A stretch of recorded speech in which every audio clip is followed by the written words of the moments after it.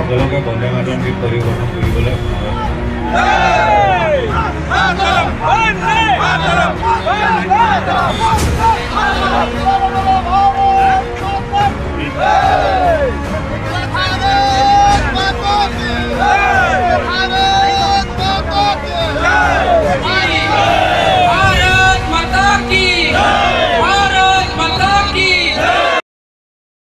নমস্কাৰ।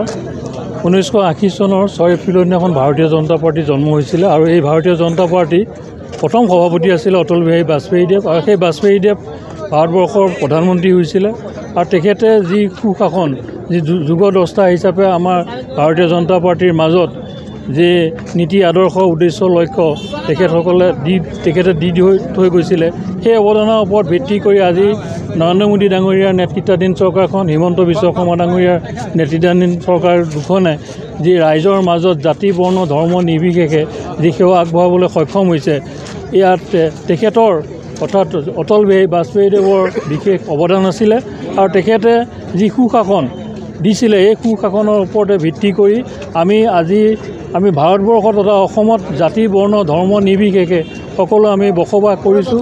আমাৰ দেশৰ উন্নয়ন হৈছে আৰু আজি আমি এই সুশাসন দিৱস উদযাপন কৰাৰ আগমুহূৰ্তত এই নলতলিতে আমি প্ৰায় আধা কিলোমিটাৰ আমি সকলো কাৰ্যকৰ্তা পদযাত্ৰা আমি ইয়াতে আগবাঢ়িছোঁ যাতে আমি জাতি বৰ্ণ ধৰ্ম নিৰ্বিশেষে সকলোৱে এই যি সুশাসন ব্যৱস্থাপনা যাতে আগলৈও যাতে বৰ্তি থাকক আৰু দেশৰ জনগণে যাতে উন্নয়ন পাওক, সকলোৱে শান্তিৰে সদায় থাকক আৰু উঠি অহা প্ৰজন্মই যাতে এখন সুস্থ সবল সমাজ এটা পৰিৱেশ পায় তাৰ কাৰণে আমি কামনা কৰিছোঁ।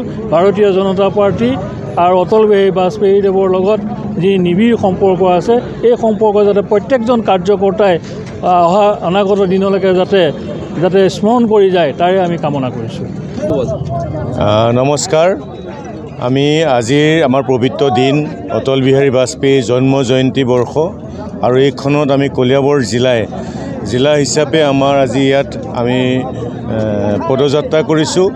তেখেতৰ অমৰ হওক আৰু তেখেত দিগ্গজীৱী হৈ থাকক, তেখেতৰ অৱদানসমূহ আমাৰ মাজত সদায় প্ৰেৰণাদায়ক হৈ থাকক সেই উদ্দেশ্যেই আমি তেখেতৰ কবিতাসমূহ স্বৰচিত কবিতাও আছে আৰু তেখেতৰ জীৱনৰ যিখিনি ঘটনা পৰিঘটনা তেখেতে দি যোৱা যিখিনি কৰ্মৰাজি সেইখিনি বিষয়ে আমি আজি আলোচনা কৰিছোঁ আৰু বক্তব্য ৰখাইছোঁ আমাৰ কেইবাজনো বিশিষ্ট ব্যক্তিয়ে।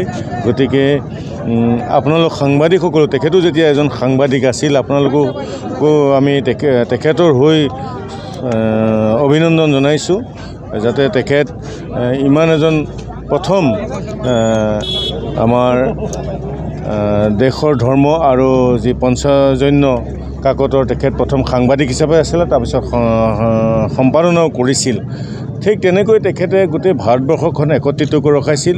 তেখেতৰ নেতৃত্বতে ভাৰত মাতা কি জয় এই শ্লোগানটো বেছি প্ৰচাৰিত হৈছিল।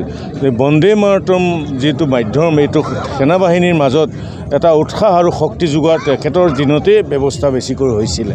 গতিকে আমি আজি কলিয়াবৰ জিলাই সকলোৰে হৈ তেখেতক সোঁৱৰিছোঁ আৰু শ্ৰদ্ধাঞ্জলি জনাইছোঁ।